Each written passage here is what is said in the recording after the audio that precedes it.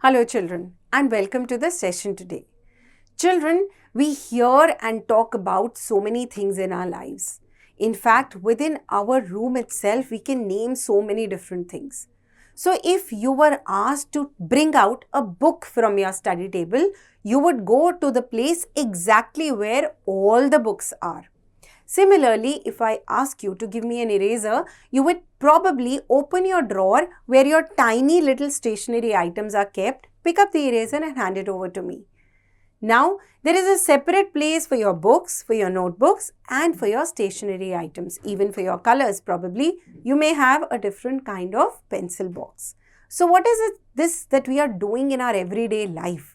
We are sorting the different items. Exactly what we are going to learn in chapter number 6 of your book, Sorting Materials into Groups. Now imagine if this kind of sorting was not done, then how would your study table look like? You in fact did not need a study table. You could have easily got a big bag and you put all your stuff in that, and whenever you would need something, you would surf through the bag and take it out. What would be the difference? The difference would be the time taken to find things, and also another thing, the headache that you are going to get, isn't it? We see sorting of materials in our everyday lives. Even when we talk about plants, we say they are classified into trees, shrubs, herbs, and climbers and creepers. When we talk about animals, we talk about animals that live on land, animals that live on water, animals that fly in the air. So everywhere, a classification or a sorting has to be done. This is important. Why? Because usage of these objects depend on their properties and purposes. So a book can be used only to read or maybe to make little notes. A pencil can be used only to write. Similarly, a ball serves only one purpose. It is there for us to play with it. That is the reason why different things have to be classified.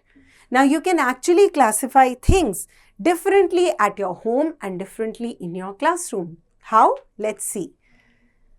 So inside your house, you will have kitchenware. It is going to include utensils, stoves, cutlery, crockery, etc. There will be furnishing. For example, clothes, sofa set, curtains, beds, etc. Then there will be appliances, television set, AC, etc. Then there are going to be vehicles like bike, car, cycle, etc. So this is the classification at home. Now let us look around in your classroom and understand what kind of classification can be done here. So there is furniture, a chair, a table, benches, teacher's desk, an almirah, etc. A blackboard also maybe. Appliances like ceiling fans, a water cooler, an air cooler, etc. Teaching aids like the blackboard, duster, chalk box, maps, charts, globe, etc. So what is this? We have classified different kinds of things that you see around in your school. What is this process called? This process is called classification. Classification means sorting and grouping of things in view of their similarities and dissimilarities. What do you understand by similarities and dissimilarities? So basically, for example, you are going to keep all the furniture in one place. You are going to keep all the teaching aids in one place. You will not combine these two. There are certain things on the basis of which this classification is done. Number one, it is color. Why color? Because sometimes some colors mean specific. For instance, red color depicts danger. So everything that is dangerous will be painted red. Yes, so that the minute you see red color, you exactly know what we are talking about. The second thing is texture. So we all know that there are certain things, certain fabrics which are very, very soft like silk. There are certain fabrics which are rough and coarse like wool and cotton. So the texture actually helps us divide things between soft, hard, slippery, etc. The next important thing is shape. This is what we used to do when we were children. We used to separate the things which were triangular in shape, those which were circle in shape, a square, a rectangle, etc. This is how we learned our very first shapes. Then luster. So in luster also we know that there are certain items such as aluminium, gold, copper, silver, etc. which are very shiny, very lustrous. And there are items such as wood and plastic which have got no shine or luster at all. So this is how we classify objects based on different things. What is the use of classification? What is the purpose that it is serving? Number one, the utility of things can be understood in a better way. So if I tell you that in your class, I have put all the teaching aids in one cupboard. So if you want to take out the duster, you will open only that cupboard, no else. Second, the things that are not useful can be discarded and those which are useful can be kept. Things can be kept in an orderly manner and found very easily when needed, which we have just discussed in the example of your study table. It saves a lot of time and energy. It saves us from confusion.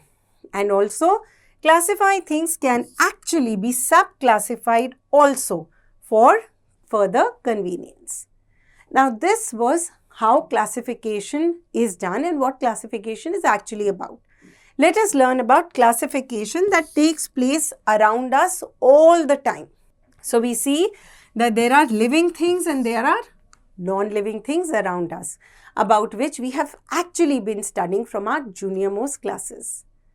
So children, when we talk about things around us, we can also divide things as natural materials and man-made materials. And what are materials? Materials are actually the items that the different things around us are made up of. So if I am sitting on a wooden chair, it is going to be made of a natural material. And if I am working on a glass table, that glass is a man-made material. So some examples of different man-made materials are plastic, glass, ceramics, composites, which means things that are made of two or more materials, metal, wood and synthetic fibers, about which we learnt in the previous class. Then children, materials can also be distinguished between as different forms. We have learnt the states of matter as solids, liquids and gases. And this is how we can classify different materials as the state of matter in which they are. So we all know that solids are very hard and the molecules in the solids are very tightly packed. We know that liquids are loosely packed state of matter and liquids can easily flow. We also know that liquids take the shape of any kind of container that you put them in. The third is gases, which are very free flowing. So we know that a gas will expand to occupy the space that you give it. So gases will spread in this entire room. They can even spread in your entire home. Gases are always present in a vessel or a container, but you may not actually be able to see it. There is a very interesting experiment mentioned here in your book, which tells us that we fill a bucket with half amount of water and then we dip a glass or an empty bottle under it. We just keep on pressing it against the level of water and then we slightly tilt it. We will see bubbles rising out of it. What are these bubbles? These bubbles are actually the gas that occupy the space inside this bucket along with the liquid. Now children, let's talk about sorting materials into groups. Now all objects around us are made up of one material or another and they can be sorted into groups based on their properties. Let's understand and watch this video. Objects can be grouped on the basis of different properties. Appearance: things around us look different from each other. Rubber appears very different from wood. Wood looks very different from metals like gold and silver. Some materials shine. On the basis of their shining property, materials are classified as lustrous or non-lustrous objects. Lustrous objects shine. Gold, silver, and other metals are lustrous objects. Non-lustrous objects do not shine. Wood and rubber are non-lustrous objects. Texture. Different objects are felt differently. Texture is the property of how a material is felt on touching. Some materials can be easily compressed. They are said to be soft. Materials which cannot be compressed are said to be hard. The other properties of different materials are that they can be used for the object, for the purpose that they have been created. All materials have weight. Whether you talk about solids, liquids and gas, everything has got weight. Materials can have concrete bodies and can be touched. We know that we can touch solids, we can also touch liquids, but we cannot touch gas. We can only feel an inflated balloon. So children, here we are going to understand another interesting property of materials, which is called solubility, through another video. Take 4 test tubes with water in them. Add a few drops of glycerine to the first test tube, kerosene oil to the second test tube, alcohol to the third test tube, and mustard oil to the fourth test tube. Shake the test tubes vigorously and place them in a test tube. Stand. Leave them undisturbed for some time. You will observe that liquids like glycerine and alcohol have completely mixed with water, whereas liquids like kerosene oil and mustard oil do not get mixed with water and form a separate layer. Liquids that mix completely with water are said to be miscible in water or soluble in water, and liquids that do not mix in water are said to be immiscible in water. So children, we've already discussed the property of appearance. Solubility, we have just understood. Hardness, soft to touch or hard to touch. Transparency, as we have read in junior classes about objects that allow light to pass through them, are called transparent. Those that do not are called opaque. And there are also certain objects that only allow a small amount of light to pass through. What are they called? They are called translucent. And then density.